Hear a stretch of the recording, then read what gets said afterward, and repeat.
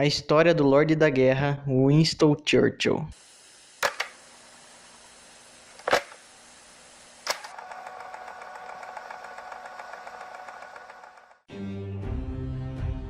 Winston Leonard Spencer Churchill nasceu em 30 de novembro de 1874, na casa de seus avós. Dos avós dele, viu? Não seu aí que você tá assistindo. É a pior merda que eu já vi. E seus avós eram conhecidos como os Duques de Marlborough. E se tem esse nome aí, você já sabe que o negócio é pauleira. Ele foi o primeiro filho do casal Jenny e Randolph Churchill. E a família dele não passava nem um pouco de dificuldade. Até porque o avô dele, que era o John, era político e seu pai também. E a sua mãe, que era a Jenny, era filha de um milionário de Wall Street, lá dos Estados Unidos, aquele negócio do filme mesmo, Wall Street. E o nome dele era Leonard Jerome. Winston Spencer Churchill was born on 30 November 1874, at the height of the Victorian era, marked by a strict formality and rigidly divided social classes. Young Winston found himself ensconced at the top of society. Apesar do Churchill não ter dificuldade nenhuma na questão do dinheiro, ele tinha outros problemas. Por exemplo, seus pais eram bem distantes dele. Pra você ter uma ideia, a Jenny, ela era muito baladeira. Só que não é aquelas baladas que você sai e tem uma mulher rebolando no banheiro, não é isso não. Era aqueles bailes chiques, sabe? Aqueles bailes antigos com aqueles vestidões lá. Então, ela gostava muito de ir neles, então acabava deixando o Churchill com a sua governanta. E o pai do Churchill, Randolph, tinha sífilis. E essa doença não era tratável na época, então ele acabou enlouquecendo e acabou prejudicando ele no trabalho e também afastando ele do filho. E quando completou 5 anos, o Churchill acabou ganhando um irmãozinho, que se chamava Jack. E apesar de eles serem irmãos, eles eram bem diferentes. O Jack era bem calmo, enquanto o Churchill parecia que tinha tomado um cereal matinal radical, de tão agitado que era. E tanto o Jack quanto o Churchill praticamente nem viam os pais direito. Eles só viam a senhorita Everest, que era a governanta que cuidava deles. Eles iam praticamente da praia para casa dos avós. Da casa dos avós para a praia. Só que isso acabou mudando quando Churchill completou 7 anos. E foi mandado para St. George's, que era uma escola primária e era muito boa inclusive. E preparava os meninos, como posso dizer, ricos, né? Para as melhores public schools do país, que eram as escolas da primeira para a 5ª série. Aí você deve estar pensando, nossa, mas então o Churchill já estava com o futuro garantido, né? Entendi. Não. O Churchill odiava essa escola. Ele tirava péssimas notas e também era muito bagunceiro. Só que tinha um porém. Naquela época, se você era bagunceiro, você não ia pra diretora e ela chamava sua mãe e boa. Não, meu parceiro, você apanhava lá. E quando o Churchill voltou com a marca do apanhamento, se é que existe essa palavra, na bunda, ele acabou sendo tirado da escola. Mas o Churchill tinha que continuar estudando, não é mesmo? Então ele acabou indo para o colégio de Brighton, onde suas notas até melhoraram, mas seu comportamento, nossa, era um cocô, parecia até o Neymar no PSG. Mas enquanto ele tinha problemas com a escola, o seu pai, o Randolph, acabava subindo de cargo lá na Câmara. E acabou atingindo o cargo de líder, que era tipo um coordenador ou um presidente da Câmara. Porém, com a sífilis ele acabava parecendo um velho. Ele resmungava de tudo, sua cara era toda enrugada. Enfim, a sífilis estava acabando com ele já. Em 1888, quando chegou o último ano de Brighton, as notas do Churchill estavam até que razoáveis, mas a única que estava boa mesmo era de latim. Eu acho que os pais dele devem ter pensado, né? Puxa, olha só, nosso filho não é jumento, ele sabe latim. Resolveram colocar ele na escola de Harrow, que era uma escola que focava principalmente nas linguagens. E o Churchill até que se saiu bem no começo, porém, o comportamento dele continuou meio merda. E o pai dele ficou meio puto. E quando o Randolph percebeu que o seu filho Churchill não daria para nenhuma universidade de grande ponta, por exemplo Oxford, resolveu oferecer para ele que ele entrasse no exército. E por incrível que pareça, o Churchill gostou da ideia, porque ele adorava tudo que era relacionado ao exército. O Randolph, vendo a animação do seu filho, pediu para que ele estudasse bastante e passasse de primeira. E o Churchill finalmente conseguiu passar de primeira em alguma coisa. Mas quando ele pensou que o seu pai ia sentir admiração por ele, não deu muito certo não. O Randolph já meio que pensava que o Churchill ia ser um fracassado. Porém, apesar de seu pai pensar assim, teve várias pessoas que admiravam o Churchill lá no exército. Por exemplo, tinha um médico, né? Que o Churchill foi lá para corrigir um erro de fala. Porque meio que ele falava o S errado, não lembro. E o médico disse para ele, olha meu filho, esse problema aí não vai mudar em nada a sua vida no exército. E ele recebeu a seguinte resposta, é que eu quero ser que nem meu pai. Eu quero fazer discursos na Câmara e eu não posso errar o S. Aí o médico ficou, uou! Nos exames finais da Academia do Exército, adivinhem só o que o jovem Winston ficava fazendo? Estudando? Não. Ele ficava fazendo aula de esgrima e também artigos pro jornal da escola.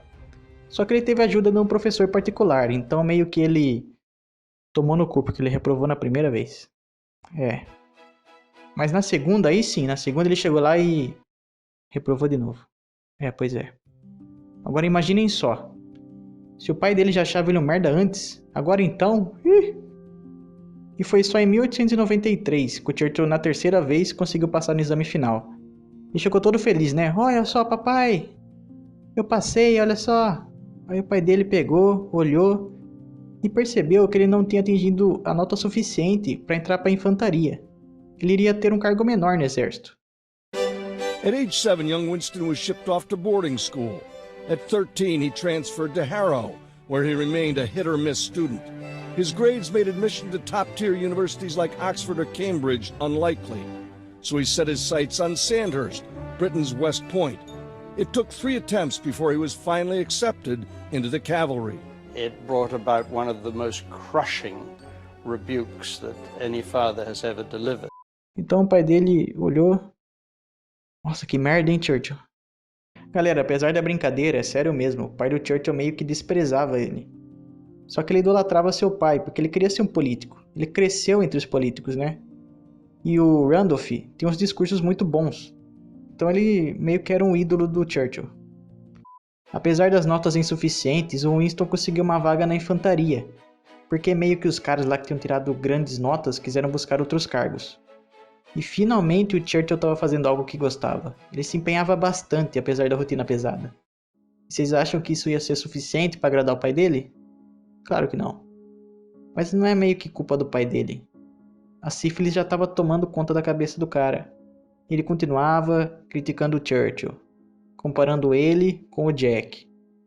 E o Churchill a única coisa que fazia era se desculpar. E o médico da família, percebendo isso, resolveu mandar o pai do Churchill para uma viagem, para ver se assim ele melhorava. Porém, a viagem só atrapalhou mais, e o Randolph não aguentou e teve que voltar. Porém, quando ele voltou, ele acabou ficando em coma. E meio que no dia 2 de janeiro de 1855, Randolph Churchill faleceu e o Winston não teve nem a oportunidade de mostrar para o seu pai que ele se formou entre os primeiros da turma. After his father's death, for the next decade his mother did everything for him and was a fantastic solace. As he said once, in order to help me, she left no stone unturned and no cutlet uncooked. Mas apesar disso, a vida do Churchill melhorou, porque agora ele não tinha que aguentar o pai dele enchendo o saco, ficar sempre comparando ele. Ele tava feliz pra caramba no exército, pulando, coisa de louco, sabe? Porém, ele ainda tinha uma meta muito grande na vida dele, que era de virar político. Mas pra isso ele precisava de votos, não é? Ele tinha uma maneira muito louca de pensar em conseguir votos, que era bem simples. Fazer um gesto heróico no exército. E sendo assim, né? O Churchill entrou para uma cavalaria perto de Londres. E usando a importância de sua família, ele conseguiu ser enviado por uma porradaria que estava tendo lá em Cuba. Enquanto o CI estava com o cu fechado para ir pro tiro de guerra, o Churchill fez questão de ser enviado para o conflito de Cuba. E ainda ganhou uma medalha quando o local que ele estava foi atacado. Só que tem um detalhe, ele não foi lá como combatente, ele foi lá como correspondente de guerra. Pois é. E quando ele voltou pra Inglaterra, ele voltou todo oriçado, né? Agora sim eu vou pro parlamento. Ele até tentou conversar com alguns amigos do pai dele. Mas não tinha jeito, ele ia ter que se tornar alguém bem popular. Além de se tornar popular, ele ainda teria que ter dinheiro, né? Porque os parlamentares naquela época não ganhavam salários. Pois é, né? É de invejar isso, né? Só que a ideia do Churchill de ficar famoso pelo exército estava meio complicado, porque naquela época não estavam tendo muitas guerras. O que é bom, né? Se parar pra pensar. E estava tão complicado que uma vez a turma do Churchill foi enviada para a Índia. Só que em vez deles ficarem lá trocando porrada, soco na boca com os outros caras lá, eles não tinham nada para fazer. Tanto que as principais atividades do Churchill eram jogar polo, que eu não sei direito o que é polo, né? E a principal atividade dele era ler livros sobre história e filosofia. E quando Churchill pegou férias, ele voltou para a Inglaterra de novo tentando entrar para o parlamento. E dessa vez ele escolheu até um partido, que era o Partido Conservador, que era do pai dele. E depois de muito insistir, ele até conseguiu fazer alguns discursos, e foi até aplaudido. Alguns dias depois, o Churchill leu que estava tendo um conflito lá na fronteira com a Índia. E como ele estava todo taradão por guerra, ele ficou de pau duraço e resolveu pegar um cargo lá.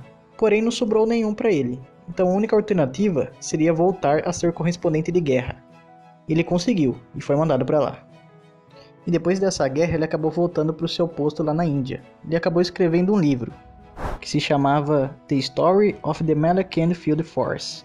Esse livro foi tão bem escrito que acabou até em mãos importantes, como membros do governo, e esses membros até mesmo mandaram cartas para o Churchill elogiando seu livro. Em 1898, o tarado das guerras achou outro conflito interessante, que era um que estava tendo na África, entre os muçulmanos, que estavam querendo deixar de ser colônia dos britânicos, né? Só que tinha um problema. Alguns comandantes lá da guerra não gostavam do Churchill, porque pensavam que ele só queria fama, que de certa maneira é verdade, né? A sorte dele foi que o primeiro-ministro, Salisbury, leu o livro dele sobre a Índia e resolveu mandá-lo lá para a África. Ele acompanharia o comandante Kitchener, que era o comandante dos britânicos, além, é claro, de ser correspondente de guerra do Morning Post.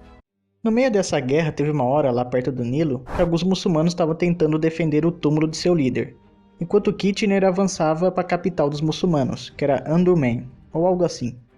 E foi nesse momento que o Churchill disse que, atuando pela cavalaria, matou pelo menos 3 homens. Aí você fala, nossa, mas só isso? Eu duvido que você consiga matar um cara, tá bom? Exceto se você for louco, né? Aí tudo bem. Resumindo essa guerra, os britânicos, apesar das baixas, conseguiram vencer. E o Kitchener até virou um herói, e poderia ter sido maior se não fosse por causa do Churchill. Então, vocês lembram que o Churchill foi lá de correspondente, não é? Então, digamos assim que as cartas que ele mandava da África tinham um pouco de spoiler sobre o que o Kitchener fazia. Para você ter uma ideia, segundo as escrituras do Churchill, o Kitchener, além de matar muçulmanos que se rendiam sem motivo nenhum, ele ainda pegou o túmulo do líder dos muçulmanos, abriu, pegou os ossos e jogou no rio, mostrando um total desrespeito com os locais. Porém, as escrituras não tinham só coisa ruim do comandante, né? Também tinham coisas boas. E com isso, o Churchill conseguiu ganhar muita credibilidade. E seus artigos ajudaram ele a ganhar muito dinheiro, o que era preciso se ele quisesse um cargo lá na Câmara dos Comuns, no Parlamento. Bem, agora uma pausinha só para explicar o que é a Câmara dos Comuns. E atenção, se liga aí que é a hora da revisão. O parlamento inglês é dividido em 2 casas, como se fosse aqui no Brasil a Câmara dos Deputados e o Senado.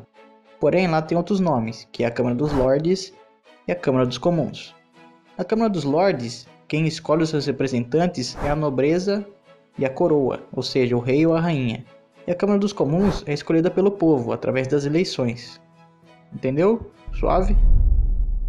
Quando terminou essa guerra, o Churchill teve que voltar lá para a Índia, porque ele tinha obrigações ainda com a sua cavalaria. Lembra que ele tinha se alistado lá?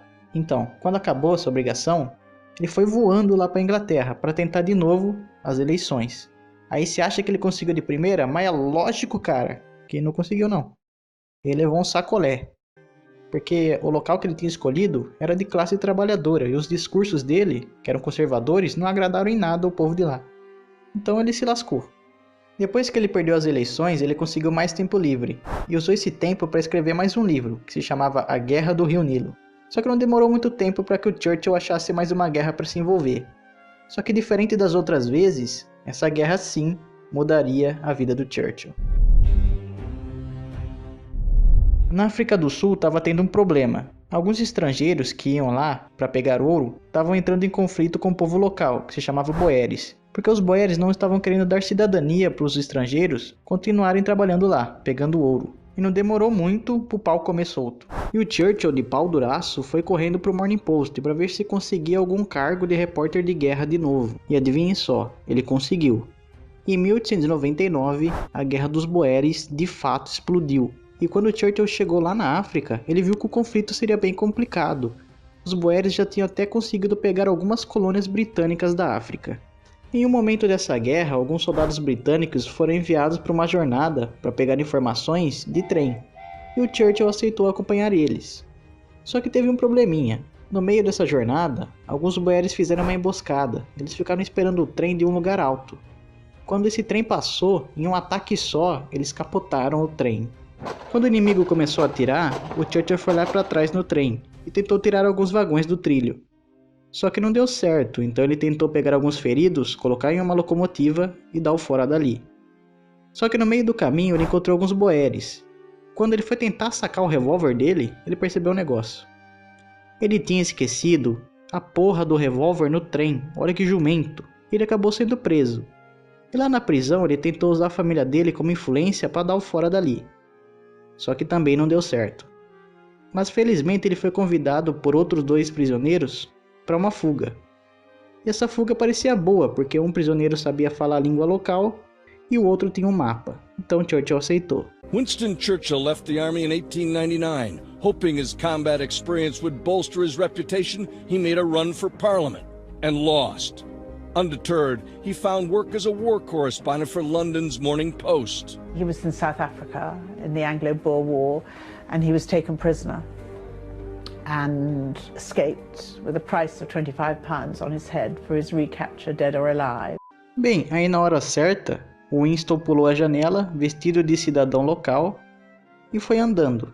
Só que teve um problema. Lembra dos 2 caras que iam com ele? Então, não foram com ele. Ele estava sozinho, sem mapa e sem saber a língua local. Ele tinha que continuar andando, né? Qualquer coisa era melhor do que estar em uma prisão militar. Então ele andou até que achou um trilho de trem. E ele seguiu até uma estação, onde ele achou um vagão. Ele não pensou 2 vezes e pulou dentro. O Churchill ficou nesse vagão e acabou dormindo nele. Só que na manhã seguinte ele não pensou 2 vezes em pular para fora e foi em direção a uma montanha. Nessa montanha ele viu uma aldeia e ficou até feliz, né, pensando que fosse a salvação dele. Porém, ele viu alguns boeres ali naquele local. Então ele acabou cagando nas calças e voltou para trás. Ficou esperando outro trem. Porém, quando ele seguia os trilhos para ver se achava algum trem, ele acabou em uma estação. E nessa estação ele escutou algumas pessoas falando em Afrikaner, que era a língua dos boeres. E de novo ele se cagou e meteu o pé dali. E o Churchill continuou andando e andando. O problema é que já estava escurecendo, e o Churchill já estava cansado e sozinho. A única coisa que dava esperanças para ele era o seu treinamento militar e suas outras experiências que teve nas guerras. E por sorte dele, no meio dessa escuridão, ele avistou algumas casas iluminadas. E ele lembrou na hora que tem alguns ingleses mineradores que trabalhavam na região. Então ele pensou, poxa, já tô cagado aqui, né? O que custa tentar? Vai que eu bato em alguma casa e nessa casa tem algum inglês. E lá foi ele. Então desesperadamente ele bateu em uma das casas. E alguém respondeu para ele, quem é? Só que essa resposta foi em Afrikaner. E isso deu uma certa trancada no cu do garoto. Então ele respondeu, socorro, preciso de ajuda, sofri um acidente. Então um cara abriu a porta de uma das casas, perguntou pro Churchill em inglês, que tipo de acidente é esse? Então o Winston resolveu contar a verdade. E por sorte dele, o cara respondeu, que sorte sua bater nessa casa, nós vamos ajudá-lo. O homem que ajudou se chamava Howard, e ele era gerente da mina local. Ele escondeu o rapaz dentro de uma das minas até ter um plano, e quando o plano surgiu, foi o seguinte. Eles iriam esconder o Churchill dentro de um embarque de lã que iria direto para uma região que hoje é Moçambique. Essa região era tranquila, e por incrível que pareça, esse plano deu certo, e era o acontecimento que o Churchill tanto esperava. Em 1900 ele voltou para Londres e tentou novas eleições, ainda no Partido Conservador. Só que adivinhem qual que era o tema dos debates na época? Exatamente, a Guerra dos Boeres. Ou seja, o Churchill fez um esculacho, e além de ser eleito, ele ainda conseguiu fazer algumas palestras sobre o assunto, ganhando muito dinheiro, ou seja, ele iria se parlamentar sem nenhuma preocupação. Em fevereiro de 1901, quando o Congresso se abriu para os eleitos, o Churchill chegou arregaçando, porque ele tinha estudado muito para isso. O problema é que no seu discurso ele fez uma crítica ao governo, e o seu partido meio que não gostou disso. Então meio que ele começou a ter um conflito dentro do Partido Conservador. Só que isso se resolveu quando o Churchill mudou para o Partido Liberal. Ele até gostou, porque ele se identificava bastante com o livre comércio. Em 1905, quando um governo liberal acabou assumindo, ele se tornou secretário de Estado e trabalhou junto com o Lord Elgin. E apesar do Churchill querer sempre chamar a atenção e isso de certa maneira acabar dando alguns problemas, os dois trabalhavam bem juntos. Mas ele não ficou parado nisso aí não. Quando Heber Smith, que era o primeiro-ministro, assumiu, ele passou o Churchill para a Câmara do Comércio. E o detalhe é que o Churchill assumiu esse cargo com 33 anos, um ano mais cedo do que o pai dele quando assumiu o primeiro ministério. Agora, dando uma pausa na vida profissional do Winston Churchill, vamos um pouco mais pro pessoal. Porque aconteceu algo muito interessante. Em um jantar que teve, uma moça sentou do lado dele e, acreditem, ele se apaixonou. E essa moça se chamava Clementine Hozier, ou Rosier, não sei exatamente. Só que não seria fácil, pois existiam vários gados que ficavam atrás dela. E o jeito que ele pensou para vencer esses caras foi bem diferente. Ele mandou várias cartas para ela, elogiando ela. E imaginem só, deu certo. E em 12 de setembro de 1908, Winston Churchill acabou se casando em uma união que duraria 57 anos. Agora, voltando um pouco pro lado profissional, né? Ele acabou conhecendo seu novo chefe, que seria David Lloyd George, que era o ministro das Finanças, que inclusive era também do Partido Liberal. E uma das coisas mais importantes que essa dupla fez foi limitar o orçamento da Marinha, que não era fácil não, porque a Marinha era tipo o tesouro da Inglaterra. Muitos foram contra isso, inclusive o próprio primeiro-ministro da época, o Asquith, ou sei lá como fala, Asquith. Apesar disso, o Asquith gostava muito do Churchill, tanto que quando venceu as eleições novamente, o primeiro-ministro nomeou Churchill para o Ministério do Interior, que cuidava basicamente da Previdência e da Segurança Nacional. É um cargo pouco importante só, né? Nos 20 meses que ele ficou no cargo, várias coisas foram feitas. Por exemplo, ele mudou a prisão por dívida para o reembolso. Pois é, quem não pagava dívida era preso. E também ele colocou o programa educacional para os presos. Mas o que marcou mesmo foi a maneira com que ele reagia às greves. Teve 2 exemplos. Um deles foi quando um grupo revolucionário se refugiou em um prédio. O detalhe é que esse grupo tinha matado policiais e também cometido assaltos. Só que teve um momento, quando Churchill foi chamado, que esse prédio pegou fogo e ele não deixou que nenhum bombeiro intervisse. A outra vez foi até mais tranquilo, foi numa greve de ferroviários, quando ele enviou 50 mil soldados para que resolvesse a situação, e conseguiu resolver pacificamente. Apesar das críticas e exageros, foram bons meses nesse ministério. Só que em 1911, a Alemanha começou a chamar a atenção do Churchill. Enquanto as pessoas ficavam pensando em qual lado apoiar na guerra, o Churchill só tinha cabeça para uma coisa: a cadeira de ministro da Marinha, porque ele queria muito aplicar sua política na guerra. E em setembro de 1911, o Asquith deu essa oportunidade para ele. Ele virou o ministro da Marinha. Ele ficou todo empolgado lá, fazendo de tudo, estudando. Só que tem uma coisa, as pessoas não estavam ficando muito felizes com ele ali não, porque ele tinha uma política que era o seguinte: quem não agradava ele demitia do cargo. Apesar das críticas por causa do seu jeito de fazer as coisas, ele melhorou muita coisa na área. Por exemplo, ele passou o combustível de carvão para óleo e também melhorou o armamento da Marinha. Só que para tudo isso ele ficava pedindo dinheiro, né? E teve uma hora que até ficou uma pressão para cima dele para ele ser demitido, porque ele pedia muito dinheiro. Enquanto várias pessoas estavam tremendo, o Churchill estava empolgadaço. Quando se iniciou o quebra-pau, ele foi correndo para a residência dos ministros, onde ficavam discutindo sobre a guerra. Eu não vou entrar em detalhes sobre a Primeira Guerra, mas só para explicar o que estava acontecendo, em 28 de julho de 1914, quando o arquiduque Francisco Ferdinando acabou sendo assassinado lá na Sérvia, lembrando que ele era arquiduque do Império Austro-Húngaro, acabou se iniciando um conflito. E por causa de várias alianças, foram formados 2 blocos, a Tríplice Entente, com o Império Britânico, o Império Russo e a França, contra a Tríplice Aliança, que era formada pelo Império Alemão, o Império Austro-Húngaro e a Itália. Porém, vários outros países acabaram sendo envolvidos, mas são esses daí os mais falados. Infelizmente para o Churchill, os primeiros conflitos foram em terra, e a marinha só servia de transporte. A única coisa que o Churchill fazia era ficar dando dicas de estratégia. Ele até mesmo se estranhava com o ministro da guerra, que por incrível que pareça era o Kitchener, aquele general lá da África mesmo. Só que a animação do Churchill acabou se tornando um problema. Pra vocês terem uma ideia, ele ficava visitando constantemente as frentes de combate, e isso irritava os generais. Um outro exemplo foi quando ele, junto com o Kitchener, enviaram umas tropas lá para a Bélgica. Só que essas tropas eram mal treinadas e acabaram sendo dizimadas. Para completar, o Churchill sequestrou um navio turco.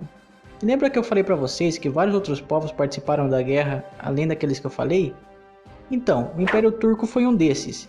Eles só entraram para a guerra e contra os britânicos por causa desse sequestro de navio. E nisso, o ministro do Exército e o ministro da Marinha precisavam pensar em uma maneira de acabar com os turcos. E o Churchill achou que seria uma boa ideia usar o Estreito de Dardanelos, que era um canal de água que dava exatamente em Constantinopla, que era a capital da Turquia. E o pessoal gostou da ideia. Só que ninguém percebeu que esse canal estava cheio de minas, e não essas minas que você está pensando, são as minas que explodem, e de canhões, o que daria uma merda gigantesca. Em 19 de fevereiro de 1915, 8 navios britânicos e 4 franceses foram até o estreito. E estavam indo bem, eles estavam atirando nos fortes turcos. Porém, quando eles começaram a entrar no canal, essa frase não ficou boa, mas acho que vocês entenderam? Começou um tiroteio desenfreado e esses navios foram obrigados a recuar. Em 18 de março, lá foram eles de novo em Dardanelos. Só que dessa vez os navios acabaram parando nas minas. Como se isso não fosse suficiente, eles tentaram ir por terra. Só que como os turcos já estavam preparados, acabou ocorrendo um massacre. Mais de 21.400 homens foram mortos. Isso foi uma mancha para o currículo do Churchill. Tanto que ele foi exonerado do cargo de ministro da Marinha. Ele ficou tão deprimido, mas tão deprimido, que ele virou stripper. Mentira, não virou não. Ele acabou voltando para o exército, lutando lá na França. First Lord of the Admiralty, putting him in charge of Britain's Royal Navy. It was in this post that he was blamed for one of history's biggest military blunders, Gallipoli. Churchill hatched the plan for the 1915 amphibious invasion of Turkey. The aim, knock the Ottoman Empire, a German ally, out of World War I. It ended in disaster. Forced to withdraw, the British-led Allied troops suffered more than 46,000 dead and 200,000 wounded. Só que isso não durou muito, porque em 1916 ele resolveu voltar para a Câmara dos Comuns, e ele conseguiu, e foi bem quando Lloyd George se tornou primeiro-ministro.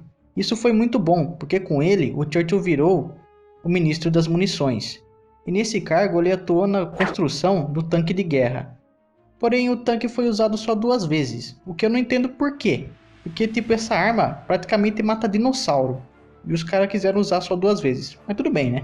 Em 1919, quando a Primeira Guerra acabou, o Churchill se tornou ministro do Exército, e aos poucos ele foi recuperando o respeito que ele tinha quando ele perdeu com a merda de Dardanelos. Em 1921 ou 1922, ele acabou se tornando ministro das colônias. Aí você pensa que é uma queda, né? Ele foi de ministro do Exército para ministro das colônias. Mas não muito, porque esse cargo era tão importante que o Churchill teve até seu nome colocado na lista negra, que era uma lista de pessoas que precisavam ser mortas. Quer dizer, não é que precisavam ser mortas, né? Mas eu acho que bandidos pensavam isso, por causa do envolvimento em política de colônias britânicas. Porém, quando parecia que tudo ia voltar ao normal, começou a surgir um certo probleminha. O governo liberal começou a cair. Isso porque começou a surgir a luta de classes, com a Revolução Bolchevique que estava acontecendo lá na Rússia. Meio que ela estava se espalhando pelo mundo inteiro. Você sabe o que é a luta de classes, né? Proletário, burguesia, sabe, né? O governo do Lloyd George caiu tanto que parecia quase o Vasco. E o Churchill começou a se considerar mais conservador. Isso porque ele já estava meio puto com o governo liberal. Eles meio que fizeram um tratado comercial, ou algo assim, com a Rússia bolchevique. E o Churchill odiava a Rússia bolchevique. Em uma nova eleição que apareceu, ele tentou se eleger pelo Partido Conservador. Só que o jumento foi em uma área de operário. E óbvio que não ia dar certo, porque ele era conservador. Seria tipo o Bolsonaro e no MST. Porém, quando Stanley Baldwin, que era o novo primeiro-ministro, foi eleito, o Winston também conseguiu se eleger. Só que também foi pelo Partido Liberal. Apesar de se considerar totalmente conservador, a única coisa que ele discordava do conservadorismo era na economia, que queria ser liberal. E o Baldwin, vendo isso, tornou o Churchill o ministro das finanças. Aí, obviamente, que o Churchill arrasou, não é verdade? Não é? Não, não é não. Ele não sabia nada de finanças. Bem, mas ele não durou muito nesse governo. Porque quando todo mundo resolveu deixar as colônias da Índia escolherem seus próprios governantes, o Churchill foi contra e deixou o cargo. E ele aproveitou o tempo livre para escrever mais um livro e se tornar um dos escritores mais famosos e mais bem pagos da época. E como vocês já perceberam, o Churchill tinha um certo faro para treta. Não demorou muito para ele desconfiar de um cara lá na Alemanha. Só que quando ele avisou, ninguém quis ouvir ele. a Alemanha começou a quebrar algumas regras do Tratado de Versalhes. Um exemplo foi quando ela aumentou o limite do exército, além dos 100 mil homens. E o Adolfinho começou a dar uma cutucada na Tchecoslováquia em 1938. O primeiro-ministro britânico da época, o Chamberlain, não fez nada sobre isso. Ele queria evitar a porradaria, e não ouvindo Churchill, ele simplesmente deixou que a Alemanha anexasse a Áustria.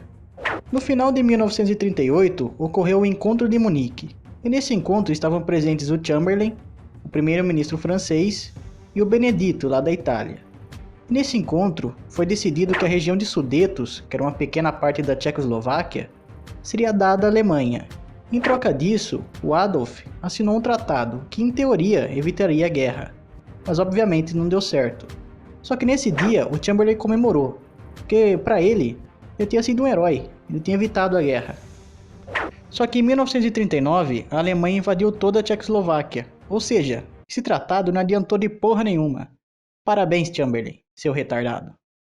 E com a guerra já começando, o nome do Churchill era muito pedido no governo, e não demorou muito para que o primeiro-ministro desse um lugar para ele no Conselho de Guerra. Só que logo ele passou de novo para ministro da Marinha. Enquanto isso, a Alemanha passava o rodo em todo o mundo. Ela invadiu a Bélgica, a Holanda e até mesmo Luxemburgo. No dia 1º de maio de 1940, sob muita pressão, o Chamberlain deixa o cargo de primeiro-ministro. E com muita aceitação, Winston Churchill se torna o primeiro-ministro britânico. É nesse dia que vem o mais famoso discurso dele na Câmara. E a vida dele não estava nada fácil, porque quando a turminha do Adolfinho tomou a França, ele estava praticamente sozinho na guerra. E muitos diziam que logo ele ia cair. Só que através de discursos, principalmente através do rádio, ele animava toda a população e todo o seu exército. Em julho de 1940, quando a Luftwaffe, que era a Força Aérea Alemã, atacou os britânicos, se iniciou uma das mais famosas guerras aéreas da história. E quando os britânicos tiveram que contra-atacar, começou a famosa Batalha da Grã-Bretanha, que era uma batalha nos céus.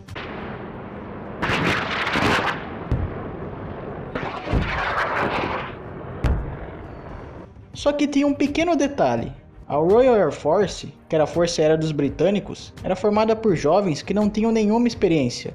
E do outro lado, a Luftwaffe tinha pessoas com experiência de sobra. Eles tinham até acabado de sair de um pequeno teste em uma guerra. Ou seja, tinha tudo pra merda acontecer. Porém, os ingleses tinham a tecnologia do seu lado, principalmente o radar. E com ele, eles fizeram que os alemães enfrentassem a primeira derrota. Enquanto isso acontecia, o Churchill estava fazendo um acordo com Roosevelt, que era o presidente dos Estados Unidos. Agora ele teria equipamentos norte-americanos. E os dois líderes estavam até ficando bem amigos. Para vocês terem uma ideia, eles acabaram se encontrando às escondidas em um barco. Que é bem fofo se for ver, né? E nesse encontro, saiu a Carta do Atlântico. Que não era uma carta de amor não se preocupe. Era uma carta que dizia que as duas nações, a Grã-Bretanha e os Estados Unidos, seriam pacíficas no futuro.